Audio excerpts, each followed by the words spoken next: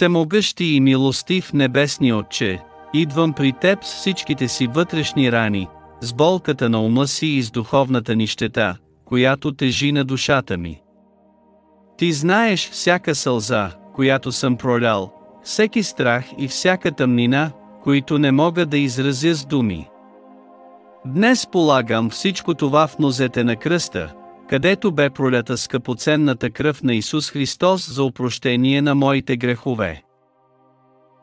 Господи Исусе, вярвам, че Твоята кръв ме очиства, освещава и примирява с Отца.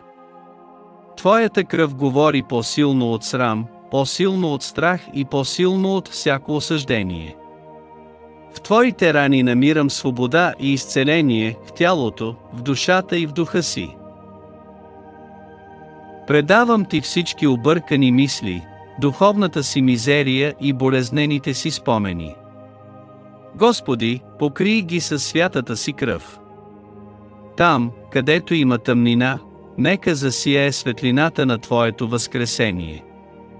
Там, където има страх, нека Твоята съвършена любов го прогони. Там, където има разбитост, нека потече Твоята изцеляваща благодат. Свети Душе, моля Те, ела и изпълни отново вътрешността ми. Обнови ума ми, изцели емоциите ми и върни в сърцето ми радостта на спасението. С вяра изповядвам, че чрез раните на Исус Христос приемам пълно изцеление от всяко психично заболяване, от мрака и от всяка духовна нищета. Благодаря Ти, любящи Отче, че правиш всичко ново в мен.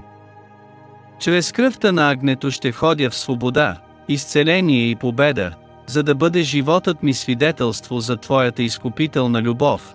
В могъщото име на Исус Христос се моля. Амин.